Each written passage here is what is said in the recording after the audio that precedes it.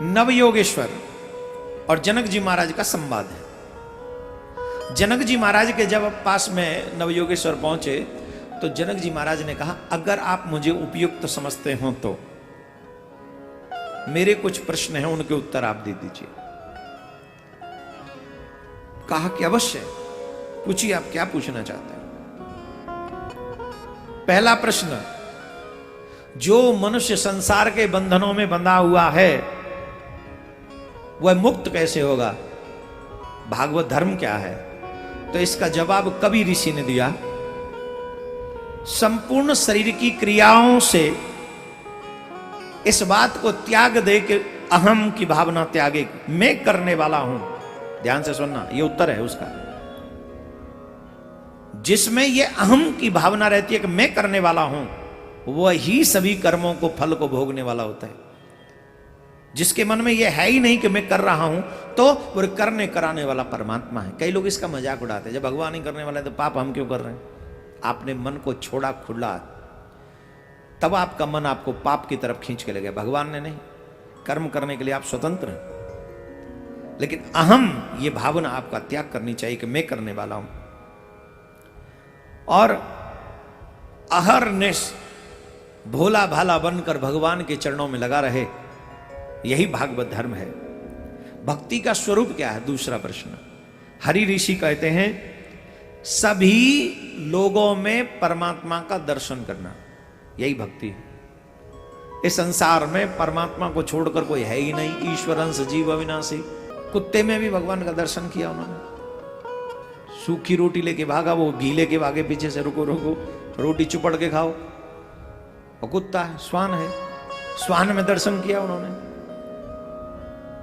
हरि व्यापक सर्वत्र समाना। भक्त जो होगा वो सभी आत्माओं में अपने जैसा ही दर्द महसूस करेगा, सब में ईश्वर का ही दर्शन करेगा, वही भक्त है। माया का स्वरूप क्या है? माया का स्वरूप अंतरिक्ष ऋषि ने जवाब दिया, या माने जो और मां माने नहीं। जो है ही नहीं पर दिख रही है, वही माया है। भगवान का स्वरूप क्या है? पिपलाइन ऋषि कहते हैं, उत्पत्ति पालन सृजन। जो सबको जन्म देते हैं, सबका पालन करते हैं, सतचित आनंद हैं।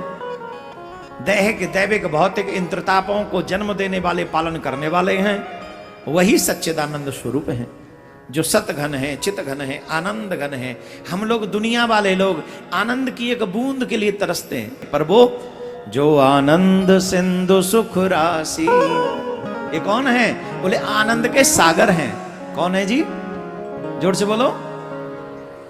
अच्छा, आपको अभी आनंद नहीं आ रहा ना? आ रहा है कि नहीं आ रहा? हाँ, पता है। जिसकी 1 घंटे हम कथा में बैठ जाएं तो आनंद आ जाता है, वही आनंद का सागर, वही उसका स्वरूप है। वो सत घन है, चित घन है, आनंद घन है। कर्म योग का स्वरूप क्या है? अग्निहोत्र ऋषि बताते हैं, कर्म अकर्म विकर्म। काम कर्म भी 3 प्रकार के होते हैं, कर्म अकर्म विकर्म। एक करने योग कर्म और एक न करने वाला कर्म।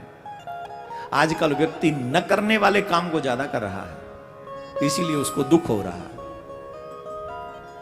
आगे का प्रश्न है 7वां, भगवान के अवतार क्यों होते हैं और कितने हुए? ध्रुमिल ऋषि बताते हैं, संसार को शिक्षा देने के लिए और भक्तों को सुख देने के लिए परमात्मा का अवतार होता है। किसी को 2400 साल हो गए, आज तक उसने यही नहीं पता कि मैं हूं कैसा।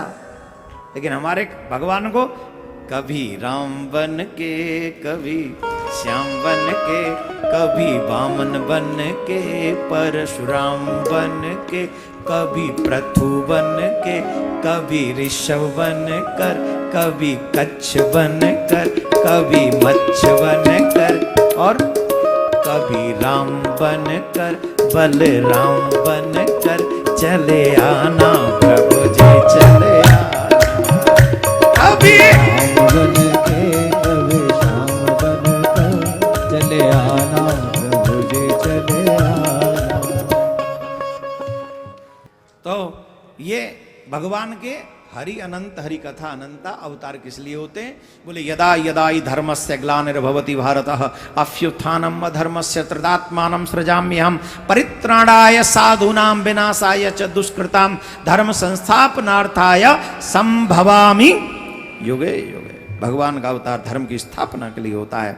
अब महाराज बताइए, जो धर्म के विरुद्ध हैं और विषयासक्त हैं, विषयों में रहते हैं, उनका क्या असर होता है? द्रुमल ऋषि, संसार को शिक्षा देने के लिए तो भगवान आते ही हैं, पर जो विषय वासना में भक्ति आदि सुकर्मों से दूर जीव हैं, उनकी सिर्फ दुर्गति होती है, उन्हें नरक की यातनाएं भोगनी पड़ती हैं।